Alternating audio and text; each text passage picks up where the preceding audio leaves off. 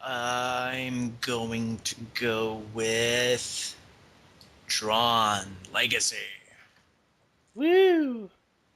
Yeah, I really enjoyed that movie. It was a great movie.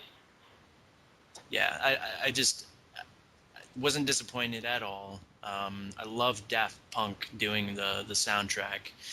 Oh yeah, Um, that was great. I didn't even know going into it that they were doing it, but and I thought it was cool that they got a cameo. Yeah.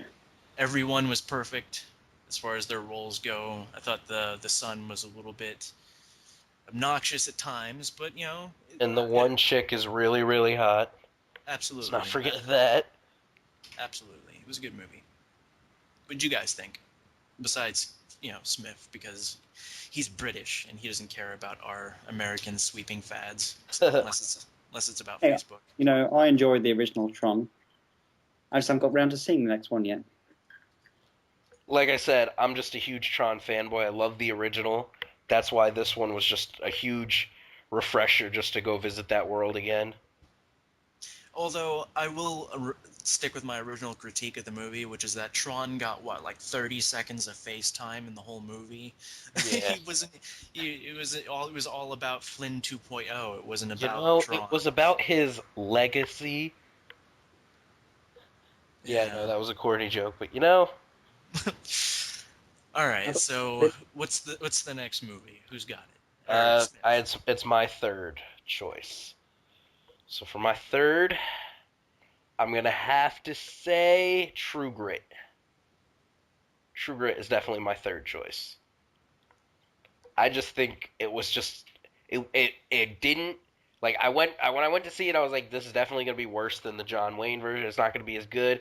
I was not disappointed in the least bit. I I thought they haven't did a seen it. Why would good you? job. Why would you assume that the Coen brothers are going to be worse than John Wayne? Why would you make that assumption? I think it's just because you get to the point where you get disappointed in remakes. So you hope for the best, but you never want to set the bar too high. Okay. So I went in. I'm like, I really hope this is either as good or better, and it was just as good, if not a little better, than the original True Grit. Great acting. It had just the girl Haley, whatever her name is, that played in it. She was she was great. It was just a really good movie. Yeah, I wish I could replace Kick-Ass with that, but I haven't watched it yet, so I have to wait to go see it. I haven't seen it yet either. So thanks for the review, King. Yeah, you're welcome. Let's hear your number two. My number two is Inception. Woo! We've talked quite a bit about already. I like to say, um, I think the last third of this movie was absolutely thrilling, where there's three stages of the dreams. It was a I was the only time this year I was actually really taken aback by what I was experiencing, where I was actually, wow, this is what movies are all about. So that's my take on Inception.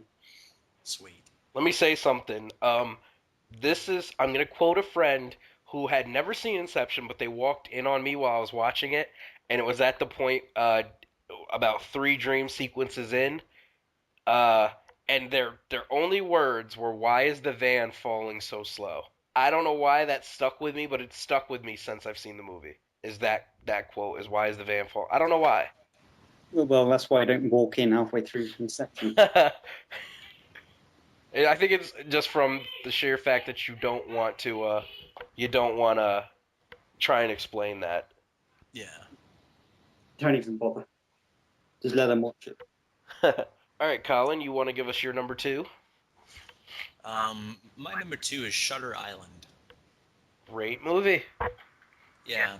Um, Another one of Leo's good roles this year. I fell asleep for like 5 minutes or 10 minutes of it, but it was still really entertaining. Yeah, I thought it wound itself up really well. It would be number 8 on my list, and I'm a bit of a conspiracy buff myself, and I like the whole idea of it, where you think it's going to go, Yeah. and it was very very creepy and very interesting to try and work out. I feel I really like Shutter Island. I didn't put it on my list, but it was a really good movie. Although I feel like Leonardo DiCaprio kind of played the same. I don't want to say the same role, but the characters he played in both Inception and Shutter Island had a lot of similarities to him. Yeah, Yeah, the thing that I really love about Shutter Island is just seeing Scorsese's take on sort of like a really creepy thriller slash, you know, just a messed up psychological thriller. yeah, you've seen him do that. It's an exposition on him more than I'm interested in what's going on the actual island. The way that he uses his camera work and all that stuff. I liked watching him work. I think also a movie that doesn't immediately make you look for a twist is a good movie. You know, M. Night Shyamalan could learn a lot from Shutter Island. Well, if he stopped putting twists in his movies, then people wouldn't be constantly looking out for them and then probably figuring them out halfway through. Yeah. So, number one, Smith. My number one is Toy Story 3 for the fact that it reminded me so much of myself. And I don't think it's the best in the series, personally, but it was the most humbling movie experience this year. It very upsetting, very funny. A film which actively tried to evoke emotions, which is nice. A lot of films nowadays are too scared of being sentimental that they shy away from that, become quite cold. But I really enjoy Toy Story 3. Yeah, Toy Story 3 was my number 2 pick. It really was. It was a great return to my childhood, to the movies that I grew up with.